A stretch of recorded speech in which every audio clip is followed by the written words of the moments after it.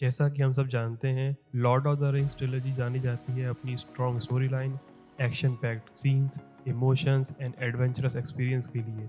ये ट्रिलॉजी है ही इतनी कमाल की, इसलिए ये हम सबकी फेवरेट भी है। आज जिस सीरीज के बारे में बात करने जा रहे हैं वो Lord of the rings story line की प्रीक्वल सीरीज जो अमेज़न प्राइम पर 2 सितंबर को Lord of the rings rings of power के नाम से रिलीज होगी। इस सीरीज में टोटल 5 सीजन देखने को मिलेंगे और इस सीरीज का बजट $1 बिलियन रखा गया है। इस सीरीज के डायरेक्टर जो कि जे बेयोना है, उनके अकॉर्डिंग ये टीवी सीरीज हम ऑडियंस को सबसे बेस्ट विजुअल एक्सपीरियंस प्रोवाइड करेगी और बहुत सारी टीवी सीरीज जैसे वाइकिंग्स और गेम ऑफ थ्रोन्स के benchmark in terms of VFX को भी ब्रेक करेगी।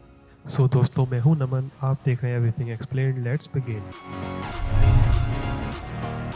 ये सीरीज बेस्ड है J.R.R. टॉलकिन की लिखी नॉवेल पर और इस सीरीज को सेट किया गया है सेकेंड एज में, जहां पर हमें 19 रिंग्स एंड 1 रिंग का क्रिएशन देखने को मिलता है। और ये रिंग्स हमने Lord of the rings trilogy में भी देखी थी, जिसमें से 3 for elves, 7 for dwarfs and 9 for man and 1 for the dark Lord himself. Trailer की स्टार्टिंग में हमको पहली झलक मिलती है द ग्रेट सिटी टिरियन की, जहां पर हमको 2 पेड़ Laurelin in gold and Telperion in silver भी दिख रहे हैं, जो कि फर्स्ट एज को बिलोंग करते हैं। और ये दोनों पेड़ सोर्स ऑफ लाइट भी हैं।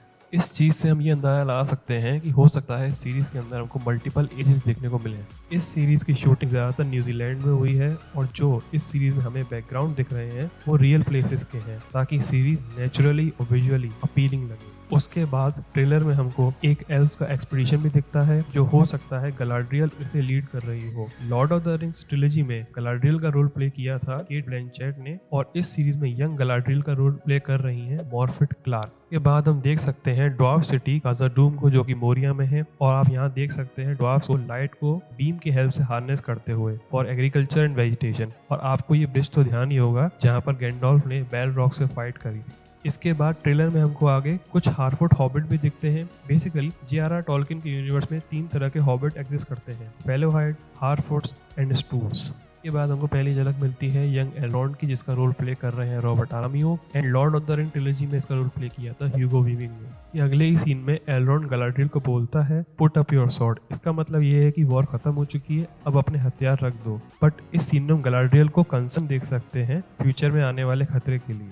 के बाद ट्रेलर का हमको सबसे आइकॉनिक सीन देखने को मिलता है, बट ये थोड़ा कंफ्यूजिंग भी है। अब इस सीन को लेकर मेरी 2 पॉसिबिलिटी हैं। पहली, या तो ये फर्स्ट स्टेज होने वाली लड़ाई बिटवीन मॉर्गरोथ एंड एल्व्स को शो कर रहा हो, या फिर ये कोई गलाड्रियल का फ्यूचर विजन हो सकता है that someone evil is coming. के बाद हमको झलक मिलती है गिल-गलाड, जो कि लॉर्ड ऑफ एरियाडूर और किंग्स ऑफ वेस्टर्न एल्व्स है। फिर हम देख सकते हैं ब्यूटीफुल सिटी ऑफ न्यूमेनोर, जहाँ पर हमको कुछ व्हाइट फ्लावर्स उड़ते हुए दिखते हैं, जो हो सकता है किसी व्हाइट पेड़ के हो जो कि न्यूमेनोर में हो। ठीक वैसा ही पेड़ हमने Lord of the rings trilogy में गोंडोर में देखा था। एंड ये व्हाइट फूलों का गिरना हमको ये बताता है कि कुछ तो बुरा होने वाला है या फिर कोई बड़ी बुराई आने वाली है। इस सीक्वेंस में हमको क्वीन ऑफ न्यूमेनोर टारमीरियल भी दिखती है। आगे के ट्रेलर सीक्वेंस में हम एलरॉन्ड को काज़ाडूम विजिट करते हुए देख सकते हैं। वहां पर हमको पहली झलक मिलती है dwarf king during the 3rd की और उसके बेटे ड्यूरिंग द 4th की। ऐसा ही कुछ सिमिलर शॉट हमको Lord of the rings trilogy में भी देखने को मिला था, जब गिमली ने द 1 रिंग को डिस्ट्रॉय करने की कोशिश की थी। आगे के ट्रेलर सीक्वेंस में हमको एक नया कैरेक्टर भी दिखता है, हेलब्रांड, जिसके बारे में अभी कुछ कहा नहीं जा सकता, बट इतना मालूम है कि ये अपने ही पास्ट से भाग रहा है। बट ये कैरेक्टर हमको एरागॉन की याद दिलाता है।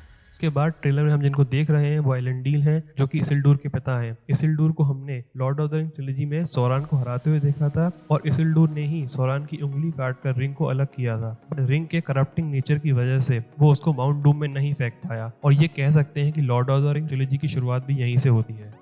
आगे के ट्रेलर में हमको मिथ्रिल मेटल भी दिखता है, जो कि ड्वार्फ्स का सबसे प्रीशियस और स्ट्रॉन्गेस्ट मेटल है। ये वही मेटल है जो Lord of the rings trilogy में फ्रोडो की जैकेट बनाने में काम आया था। उसके बाद ट्रेलर के लास्ट पार्ट में हमको जो कैरेक्टर दिख रहा है वो हमको विलेनियस वाइब दे रहा है, और हो सकता है प्रोबेबली ये सौरान ही हो, बिकॉज अगर आप उसके आसपास की फायर को नोटिस करें तो वो किसी तरह की रिंग या आई का शेप ले रही है, और ये दोनों ही रेफरेंसेस बहुत सॉलिड प्रूफ है कि ये कैरेक्टर सौरान ही है। सो फ्रेंड्स, ये था मेरा Lord of the rings rings of power का ब्रेकडाउन। आई होप सो मैंने सारी चीज़ें कवर कर ली हैं। अगर फिर मुझसे कोई चीज़ मिस हो गई हो तो मुझे कमेंट में ज़रूर बताएं, और वीडियो पसंद आई हो तो लाइक करें, सब्सक्राइब करें एंड नोटिफिकेशन बेल ज़रूर दबाएं।